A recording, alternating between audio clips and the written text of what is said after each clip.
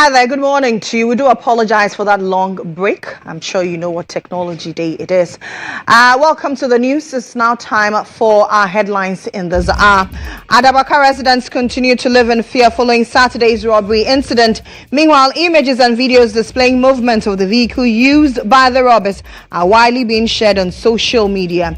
The question is, will this have any impact on police efforts to arrest culprits? We find out shortly.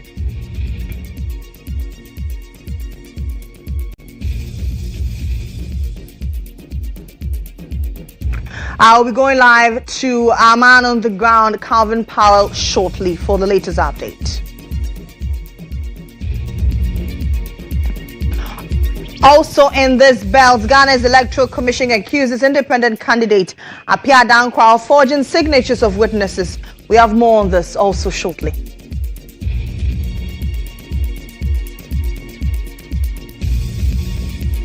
Meanwhile, MPP flag bearer urges the youth not to allow former President Mohammed to go near the Jubilee House by voting against him.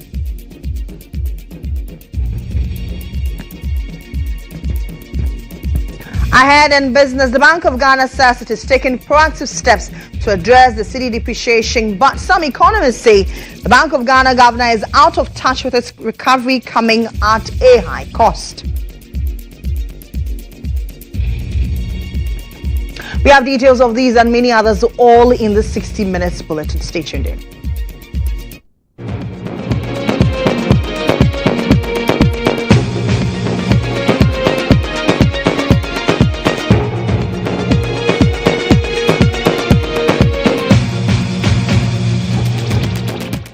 We begin this bulletin on security issues from Adabraka, while the Ghana Police Service is on a manhunt for the suspect who robbed a jewelry shop in Adabraka on Saturday afternoon. 4 men, heavily armed and in masks, reportedly attacked a man in a red Toyota Corolla parked near the busy Adabraka market. Residents, traders and shoppers in that area have since been left in a state of shock, as this is the second robbery incident taking place in the same area within 3 months. There is more in this earlier report.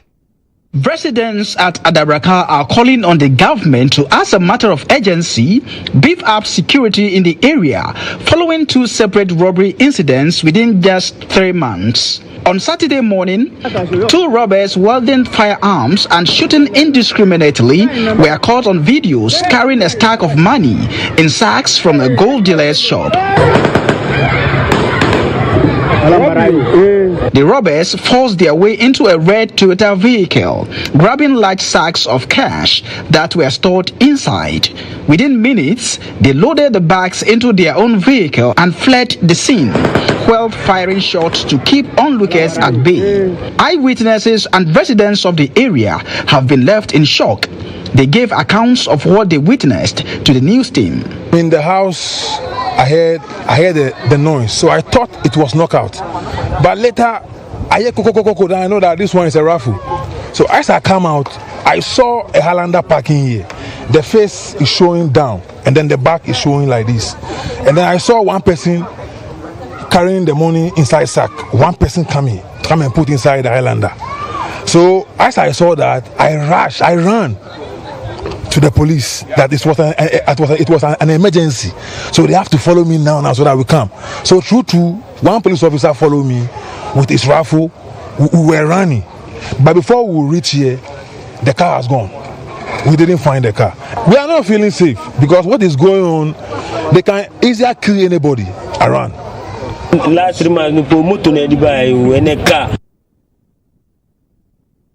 Let's find out the very latest in the area as we are learning that residents live in fear and panic. Calvin, you are in front of Kaba's Jewelry. This is the shop in front of which this sad incident occurred on Saturday afternoon. Calvin, tell us the very latest that you have gathered. All right, so Lily, as you can see, the shop is closed under key.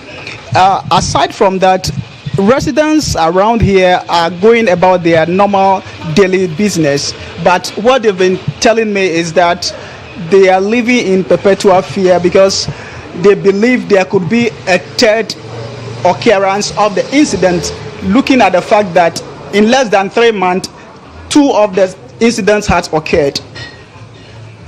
And according to them, because it's something that has never happened, it's difficult for them to actually be at ease, considering the security of the area. In less than 300 meters, the Adabraka police station is in sight. But according to them, since Saturday, after the police came to take some measurements and all, they've not been here from yesterday and even this morning. So that has heightened their fear. They are questioning as to why there was not even a single police patrol vehicle inside. I have here with me a brother of the owner of the shop. I would like to quickly engage him. Actually, what the situation has been. Sir, good morning. Morning, sir. You are live on GHOne television. Kindly tell us your name. I'm in the Krabanta Mobafo.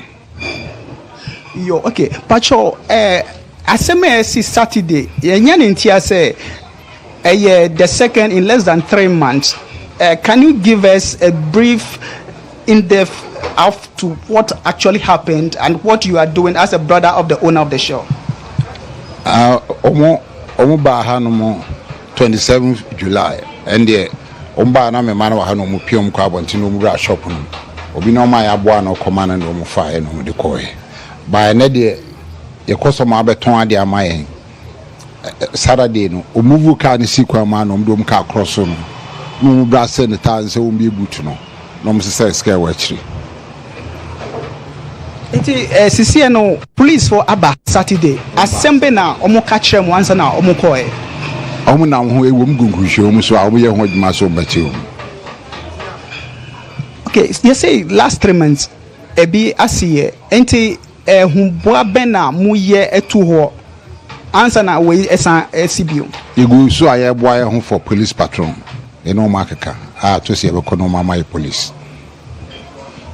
Pacho say hadjo betumi ache sikadodo a akronfo no edi koye 6.2 million.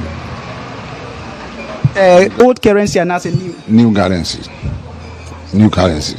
Na wo bra sika na say obi a obe juma o muton ade ma no ne sika. Obi a ton ade ma ne sika. Ba wo de o ton so abeton ade die twa ne ka okọ.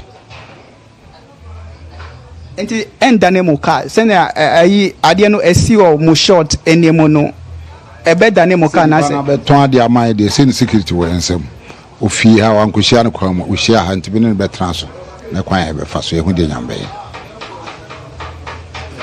Pacho anya bia mo ti se ya chi obi ana se sisi ano den na ekoso nyanti obi ha ba mo guso obi ahwehwe mo guso mo bachim mikrofon no ye bompai to be on so mo bi no omomoden ohudi enkrofo sai bi wono on kire yeso be na ya imutu sisi a me hu se mo shop no ya tum da be na mo be bie ana se mo be twe until police be wie omo investigation bi answer na ana se oh se eguso em said na ne yantima mi ekure free china kwa ye bebi na adwumayefo a omo wo ha ansa na ade ane sesisia no omo wo hi ye ko aposifo ahonum memenda no omo tutuye no ene so ye na akọ honum omo tutuye no se obi nim hu bia na pacho anya bia wankasa wodi woni eti form no eye dia ebeye wadwun se maybe obi a onimu eye adwuma dada wajai anase ogoso eye adwuma onu na one obi akoye kana na bia bibia sisa anase den mi hu hwe na mente hwe mi dum fama dwen enka bibi nkɔhye obi mreko a enya ne kore nyankopɔ penenim je hwe di nyambe sisi a mo hwe mo client back because of this and ania SHM so sisi ano ohun se ebe ha mojuma ye na se na munya customers na den na mo be ye fan aha adwuma de be no se ye be pe bambo no ani gusu se free china ko ye be nya bambo mbabo ayi. Okay, Calvin, I wanted you to find out from him what is the state of the investigation in the last time's incident, the one that happened about 3 or 4 months ago. I say last 3 months near SCNO, the investigation no ecosystem. omo na mo hwe mo nwie eguso apostle eguso omo ye ho adwuma na wo so abebo mo ti binim se we kura be hye omo krama omo sa kan krofo no na ne kire ya wo hwe omo nyina so a omo ba ye no bi na asamba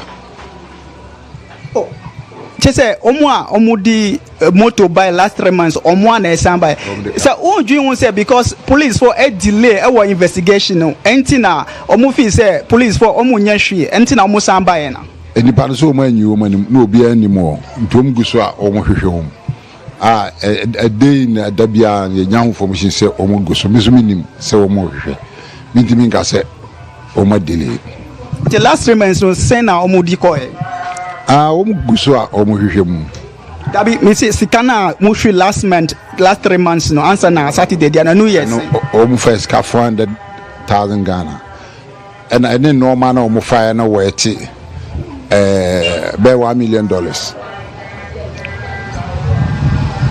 Okay, Midasipi. All right, so Lily, as you've heard, that's the brother of the owner of Cab West Jewelry, and I have the owner right here. Let me engage him and see how he's taking all these incidents. Hello, sir. Please, good morning. Morning, sir.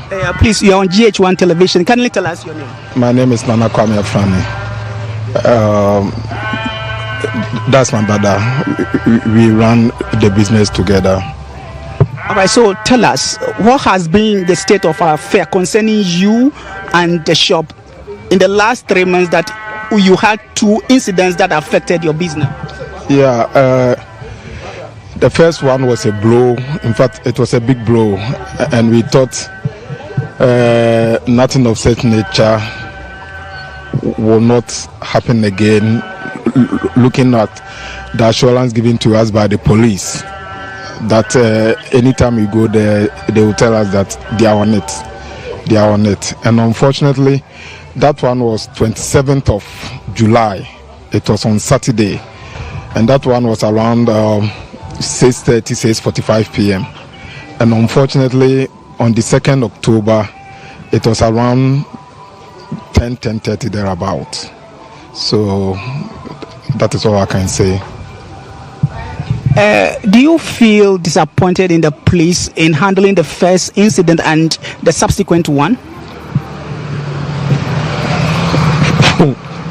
Who am I to say this? The verdict is out there for everybody to see. The first one, it's been 3 months and they keep telling you they are on it, and another one happened. This one, don't you think they will keep saying they are on it and the third one will happen? And there is no personnel here to protect your business. As for the personnel, we've gone for the personnel. In fact, they told us that today they will start work, and unfortunately, this thing happened on the Saturday. So, as for guiding aspect, we are through with it.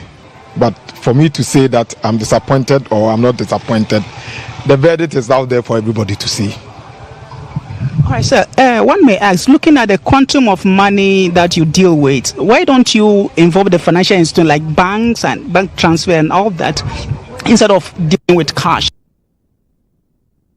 The nature of the business is said that it's cash and carry, and most of the banks don't work on Saturdays. And then if you ask somebody to go and come for the next day, the person will not agree to that. So if you bring the gold, you buy. It's 2 things: either you buy, pay him, or he goes. It's as simple as ABCD. How long have you been in this business, and has any of these things happened to you before? Never. And we've been here close to 30 years. All right. How soon are you going to resume operations here? Even we are supposed to open today, but we went to the police headquarters. That is why. But God willing, tomorrow we will start work.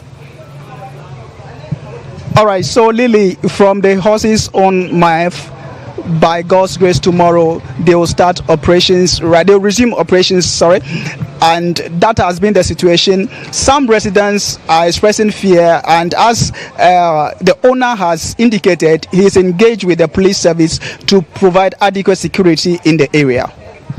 All right, Calvin, thank you very much. So that's Calvin Powell, live from Adabraka, speaking to the owners of the Cabas Jewelry. They're still counting their losses. And according to them, they'll resume operations tomorrow. From tomorrow, there will be adequate security personnel to man the shop that deals in jewelry. But let's hear from some residents who say they live in constant fear and panic.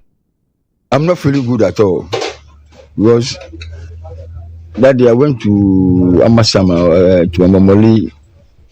On the way coming, I had a call. That there's some robbers. Armed robbers came to attack a jewelry shop at our place here. So it scares me. So I have to wait until they left. So when they left, then I come and see police. I come and see police people taking measurement, pictures, interviewing people, interrogating people about what happened. So now, so that we cannot even work. Okay, so because of what happens. I don't know. Maybe they might be coming back or not. So we are just praying to God that they should not come back here again. Please, such things should not occur again because this is a second consecutive time. So I don't know. Since Saturday, I can't do anything because I never see that thing physical like this before. We were here before they come attack the jewelry shop and the car that they are taking the money from. But that thing you have to take care of what happened because it can come, maybe they will come and shoot someone here. All right, so those are some residents of Adabraka. Now, many are asking, with the constant circulation of the images, what happens to the investigation? Will it mar the investigations? Let's find out from a security analyst. Dr. Adam Bona joins me live on phone. Dr. Bona, good morning to you. Well, it's afternoon. Good afternoon to you. Well, good afternoon. I trust you're doing well. Yes, I am. Thank you. Great. I'm sure you've seen the images circulating of the car number, of the car make, and how the incident occurred. Will this not in any way mar the investigations by the Ghana Police Service? Not at all. I mean, that is best practice. Right. When such a thing happens, the best bet, because the police or the security agencies cannot be everywhere at the same time, the best bet is to quickly circulate as much as possible images, still moving images you might have captured, so that because these people, remember, are people who live amongst us. They live in a neighborhood. Somebody knows the vehicle. Somebody might know the number. Somebody might know someone who probably has a certain demeanor like one of them or some of them. And so you bring out these images so that those who might have some idea of who they are will quickly come forward with whatever information they have. And remember that in such situations, in security and investigation, the longer it takes to apprehend the perpetrators, the difficult it becomes in apprehending them. And so your best bet is within 72 hours, you should have images quickly flashed all over the airwaves. And hopefully, if you are going to make a significant, headway in apprehending them, you should do that in the first 72 hours, when the incident happened. If you are not able to do that, then you might take longer in apprehending them. Is that what is happening to the previous incident that happened at the very same scene? Yeah, well, I'm not privy to that, but there are a lot of questions I have asked that it looks more planned, robbery than anything, because then you can see how casual the guys parking the money, did what they were doing. They were not in a hurry to do anything. And apart from that, even the vehicle moving out of where it was parked, you can see it moved, and it was almost like someone probably either telling somebody that we have moved, or somebody probably also gave some information to somebody who probably needed to act so that this robbery can be successful. And so I want to believe that the security agencies, the police investigators, will broaden their scope into trying to get those who were in the vehicle when it was robbed. Some of the people who stood by, or who were closer to the scene, the crime scene, get as much as them rounded up, get their phones, try to find out who they spoke to at the same time when the incident was happening.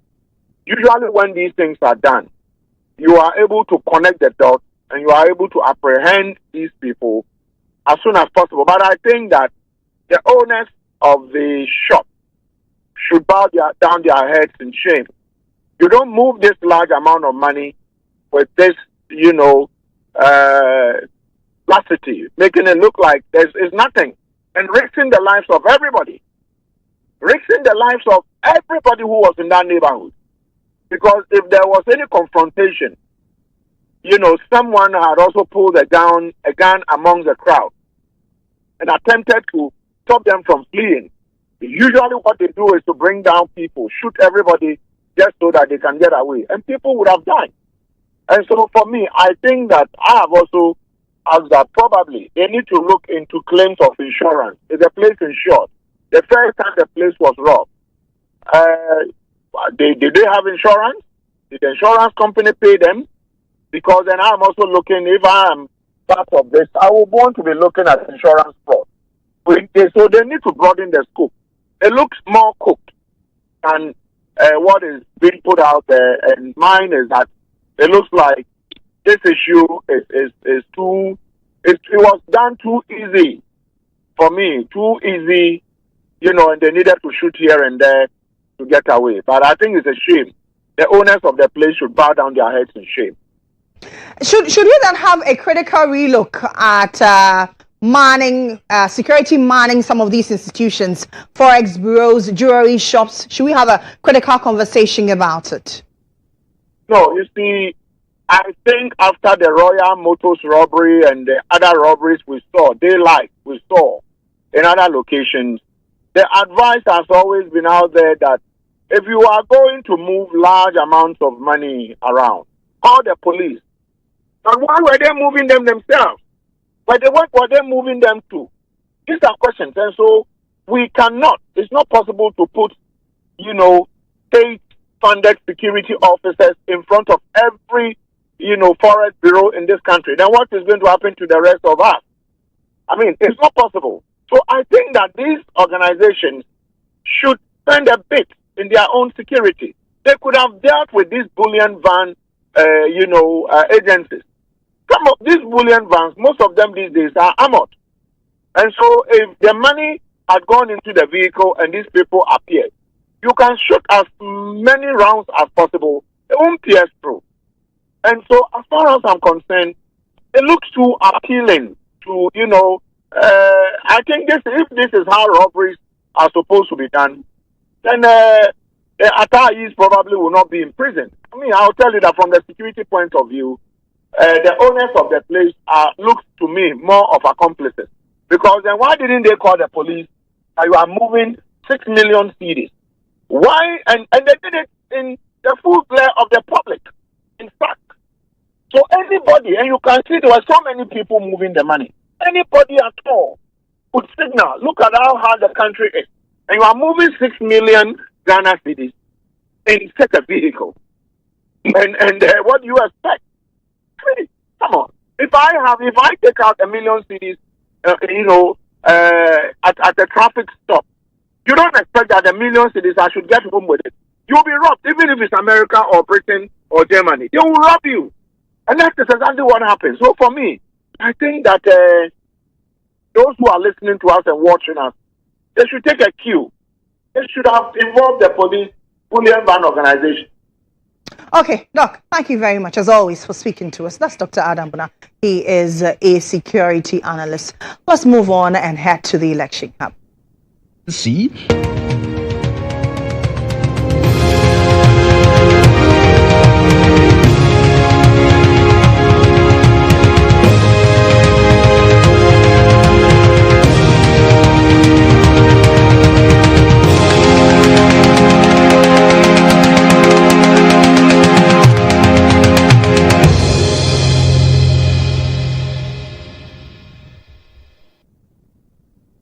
Now, the Electoral Commission has accused disqualified independent presidential candidate Samuel Appiah-Dankwa of forging signatures of witnesses who endorse his presidential forms submitted to the commission, according to the EC, that conduct formed the basis of his disqualification from the December 2024 race. Justin Amenuvo made this known to the High Court in Accra, presided over by Justice George Ampiah-Boni, moments after Appiah-Dankwa's lawyers moved a motion for an interlocutory injunction against the EC from going ahead to print the ballot papers. Because your motion for interlocutory injunction was moved, you heard your lawyers. What do you make of today's sitting? Well, I think it went well. We made our case, and we are hoping that the court would be able to understand what we are saying and how our matter really affects the democracy that we're trying to, further in this country. One key thing that came up was when the EC's lawyers were responding to your case. They eventually accused you of sitting in your room and forging signatures. They're just talking. They're just trying to make their case. Obviously, that's not what happened, and they know that that's not what happened. So we've sent a video. As part of you realize that the judge said we had sent something that was bulky. We have videoed all our records. We have videos, and we have letters, and we have documents, and we have meetings. We submitted everything to the court, so the court will have a look at it and realize that we actually did everything in accordance with law. So what do you expect on 14th of November when the court? Well, once the judge goes through it, the judge would be able to make a decision. Now, flag bearer of the governing New Patriotic Party, Dr. Mahmoud Bawumia, has urged Ghanaian youth not to allow former President Mahama near the Jubilee House. According to him, the former president's inability to understand the relationship between digitalization and the economy makes him unworthy to lead the country again. Today, he says that infrastructure doesn't matter for the economy, that the economy is different from infrastructure. How can that be? I mean, really, for someone who has been president of Ghana to say the infrastructure doesn't have anything to do with the economy, then I understand why the economy collapsed under his watch. Today he says there is no link between digitalization and the economy. Right? How can that be in this fourth industrial revolution? How can we have a leader who doesn't appreciate the value of digitalization in a digital global economy? He should not be allowed close to the presidency with that mindset. He should not be allowed close to the presidency with that mindset. A leader who doesn't understand digitalization in today's world wants to be president of a country like ours, trying to move forward into the future? No. Former minority leader Haruna Idris is calling on the Electoral Commission to release the serial numbers of every ballot paper printed for the upcoming December polls to promote free, fair and transparent voting without irregularities. What we ask of you is that we need the serial numbers of every ballot paper printed for each region, for each district and for each constituency.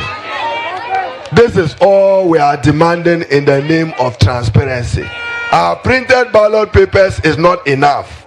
We want to know the quantity, the serial numbers. So Northern region, we want to know where our serial number starts and where it will end, so that we can follow it to Ashanti and follow it to Eastern region.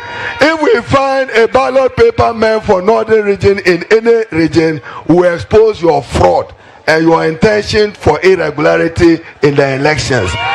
We are very convinced, very convinced, beyond shadow of doubt, that John Dramani Mahama will win a free, fair, credible election. Vice presidential candidate for the Movement for Change, Kwame Osudanso, has introduced the Ghana Rural Agent Support System, an ambitious initiative aimed at enhancing care for the elderly in rural Ghana. It's important to also let people understand who Alan Kojo Martin is and why Ghanaians have to choose him in the upcoming elections. The policy prescriptions that we tabled for today is in respect of the Ghana Rural Aging Support Program, which is known as GRASP, which is in two parts. The first part being a special health insurance scheme designed specifically for the elderly, persons who are living in the villages and they are above 60 and above. We have designed this policy specifically to cater to their needs. The first aspect of the policy is to address the issue of health. And so we are going to create special health insurance scheme for our mothers and our fathers who are above the age of 60 years.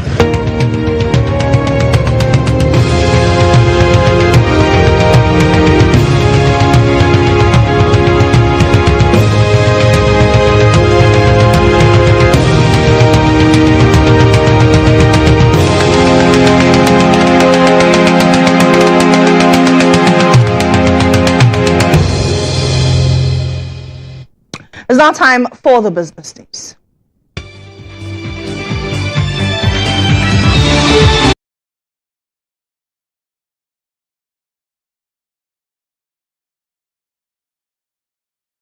Says it is taking proactive steps to bolster its reserves to address the city's depreciation against major foreign currencies. Currently, the city trades at nearly 17 cedis to $1, marking a significant year-to-date depreciation of almost 24%. Commenting on the phenomenon, the governor of the Bank of Ghana, Dr. Ernest Addison, explained the move is crucial for mitigating the fluctuations, the city's value, and ensuring economic stability, especially with the festive season approaching. Remember again that inflation is just a measure of the rate of change of the price level. It does not mean a fall in prices. So you would not go to the market and find that prices of goods and services are falling, that the rate of change has improved.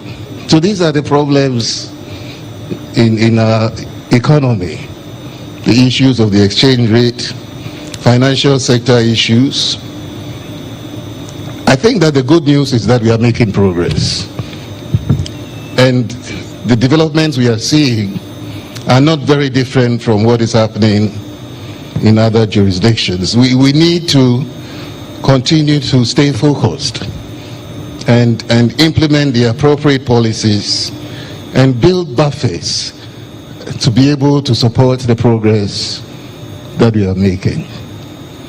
We have $7 billion in foreign exchange reserves. If I want to drive the dollar CD rate to 10 cedis to the dollar, I can do it tomorrow. But what about the day after tomorrow? So we are balancing various factors, trying to build reserves, try to manage the exchange rate. Economist Professor Godfred Bokping, however, believes there is a disconnect between government and the economy. He spoke on the Morning Star on Star FM. How is that soft landing when the domestic debt exchange actually forcefully took away from investors 61 billion cedis in fiscal relief? How is that soft landing when we impose haircuts on Eurobond holders? Any central bank governor can decide to reduce the rates, right? Then it through your reserves. But that's not management. And if it was possible, you think the governor wouldn't have done it long ago? We are talking about your currency currently around 17 or so. But of course, I admit the challenges. And on the average, in as much as the central bank has worked hard over the years, okay, the problem has come largely from fiscal recklessness. I think it's not only the governor, that is the disconnect between managers of our economy and then. So that's it for business, but Monica Bukari standing by with the latest in sports. Lady in pink. Good afternoon. Good afternoon, Lily. Yeah, of course. Now, Lily, Kumasi Asante Kotoko suffered yet another defeat in the season. I've got this plus EPL news all coming up shortly. Do stay.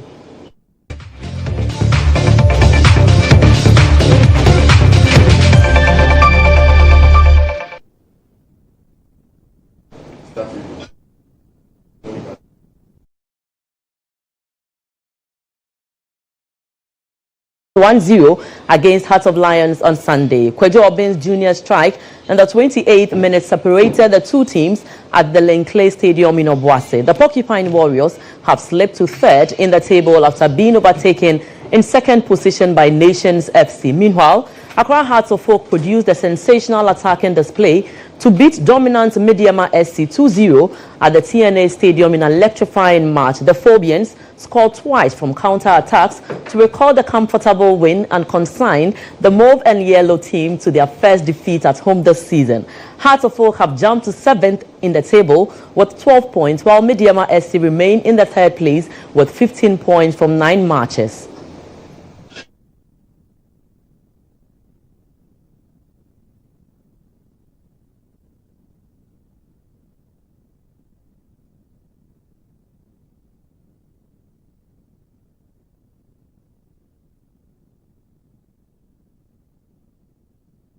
National front, Manchester United and Chelsea drew 1-1 at Old Trafford on Sunday. Bruno Fernandes scored for the second straight match with a classy penalty for his first league goal of the season before Moises Caicedo's sensational volley equalized. Bruno Fernandes converted a penalty on the 70th minute after Rasmus was clumsily failed by visiting goalkeeper Robert Sanchez. But Caicedo came up with a fabulous first goal of the season only 4 minutes later when he thumped the ball low into the net after Casemiro could only partially head clear a corner. Enzo Maresca's men moved above London rivals Arsenal into 4th spot on goal difference on 18 points, with United remaining in 13th spot and 12 points after 10 matches. I think overall we controlled quite well the game, knowing that against them you are going to concede some chances, especially counter-attacker, for the skills of the players, you know, Rashford in behind, Garnacho in behind, the striker in behind. So we knew that. I think we did the most difficult thing in this stadium against this team, that is come back after when they score.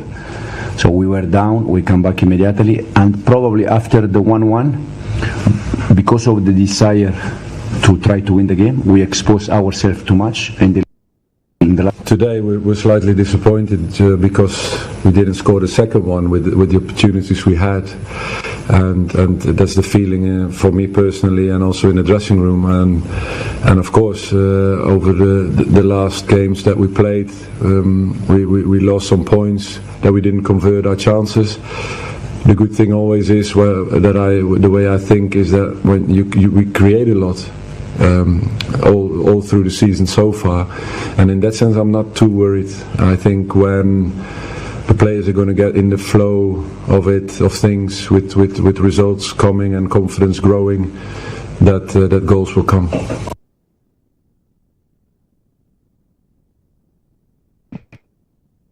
Now do join us at 1 p.m. on the game here on GHOne and Star FM. My name is Monica Bukari. Back to you, Lily Mohammed. Thank you on that Hearts of Oak triumph. Let's head to the foreign front.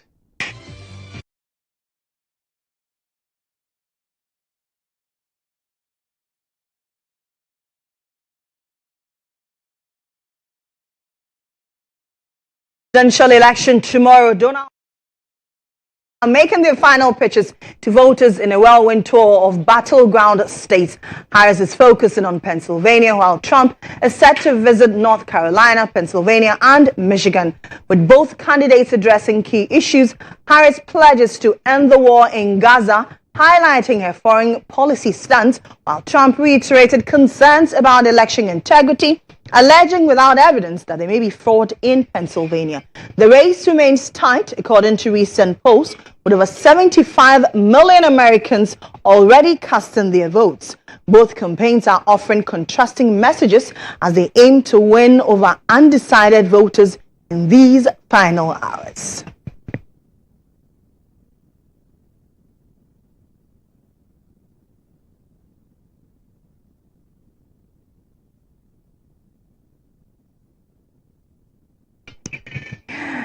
And so that's it for the news. Who will it be? Will it be Trump or Kamala after tomorrow's elections? For all news updates, kindly log on to starfm.com.gh. My name is Lily Mohammed. Thank you for watching. Good afternoon.